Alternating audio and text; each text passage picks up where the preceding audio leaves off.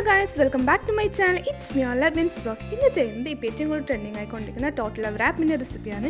അപ്പോൾ ഇതിലായിട്ടുള്ള ഫില്ലിങ് ഞാൻ യൂസ് ആക്കിയിട്ടുള്ളത് ചിക്കൻ പോപ്പ്, റെഡ് മയണൈസ്, ക്യാബേജും കക്കിരി, പിന്നെ പൊട്ടറ്റോ ചിപ്സും. ഇതിൽ ഞാൻ റെഡ് മയണൈസിൻ്റെ ഒഴികെ ബാക്കി എല്ലാത്തിനും റെസിപ്പി ഞാൻ അപ്ലോഡ് ആക്കുന്നുണ്ട്. ഇതിൽ ഇപ്പോഴും പറയുന്ന പോലെ വീഡിയോ ഇഷ്ടമായി ലൈക്ക് ചെയ്യുക, ഷെയർ ചെയ്യുക, കമൻറ്റ് ചെയ്ത് സപ്പോർട്ടാക്കാം. അപ്പോൾ ഇതിനായിട്ട് ഞാൻ ആദ്യം നമ്മൾ ടോട്ടല റാപ്പ് ചെയ്യാൻ യൂസ് ചെയ്യുന്ന ടോട്ടലിൻ്റെ റെസിപ്പിയാണ് ആദ്യം ഞാൻ പറയുന്നത്.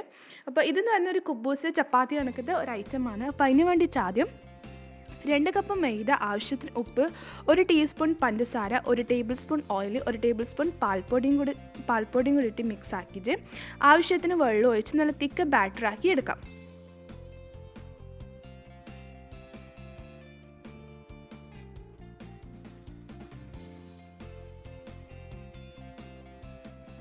എന്നിട്ട് ഇതൊരു 10 മിനിറ്റ് റെസ്റ്റ് ചെയ്യാൻ വെച്ചതിന് ശേഷം നമുക്കിത് ദോശൻ്റെ തവ, അതായത് നോൺ സ്റ്റിക്ക് തവയിലിട്ട് ഇതേപോലെ ആക്കിയെടുക്കാം. ഇത് നല്ല ലോ ടു മീഡിയം ഫ്ലെയിമിൽ കുക്ക് ചെയ്തെടുക്കാം. പിന്നെ നിറഞ്ഞ് നല്ല സോഫ്റ്റ് ആയിട്ടില്ല, ഇതൊരു കുറച്ച് ക്രിസ്പി ആയിട്ടുള്ള കൺസിസ്റ്റൻസിയാണ് വേണ്ടത്. അപ്പോൾ അതുകൊണ്ട് തന്നെ നിങ്ങൾ കുറച്ച് കൂടുതൽ ടൈം കുക്ക് ആക്കിയിട്ട് ഇതേപോലെ നല്ല ബ്രൗൺ കളറായി വരുന്നത് വരെ കുക്ക് ചെയ്തെടുക്കാം.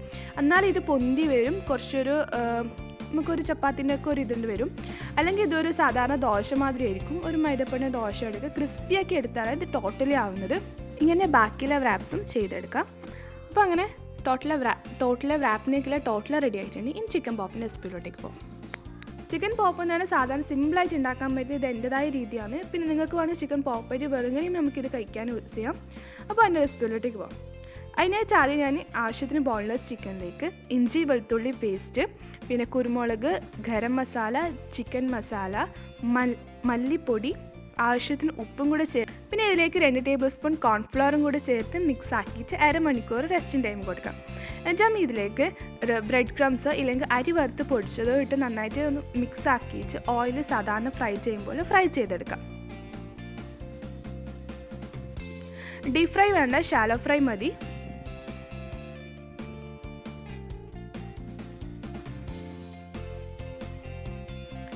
അങ്ങനെ ചിക്കൻ പോപ്പ് റെഡി ആയിട്ടുണ്ട്. ഇനി നമുക്ക് പൊട്ടറ്റോ ചിപ്സിൻ്റെ റെസിപ്പിയിലേക്ക് പോകാം. ഇത് 3 വലിയ പൊട്ടറ്റോ ചിപ്സ് ഈ ഒരു ബ്ലേഡറിൽ ഞാൻ കട്ട് ചെയ്തെടുക്കുന്നുണ്ട്. ഇല്ലെങ്കിൽ നിങ്ങൾക്ക് ബ്ലേഡർ ഇല്ലെങ്കിൽ നിങ്ങൾക്ക് റൗണ്ട് ആക്കിയിട്ട് ഷേപ്പ് ചെയ്തെടുക്കാം. ഇനി ഇതിലേക്ക് ചൂടുവെള്ളം ഒഴിച്ചു കൊടുക്കുക. ഇത് നടന്ന് 1 മണിക്കൂറോ അല്ലെങ്കിൽ അതിൽ കൂടുതലോ ഉപ്പ് ഇട്ടിട്ട് വെച്ച് കൊടുക്കുക. അപ്പോൾ നന്നായിട്ട് ഉപ്പ് പിടിക്കുകയും ചെയ്യും, നല്ല ക്രിസ്പിയായി കിട്ടുകയും ചെയ്യും നമ്മൾ പൊട്ടറ്റോ ചിപ്സ്. ഒരു 1 മണിക്കൂറൊക്കെ ശേഷം നമുക്കിത് എന്ത് ചെയ്യുക, ഓയിൽ ഡീപ് ഫ്രൈ ചെയ്തെടുക്കാം.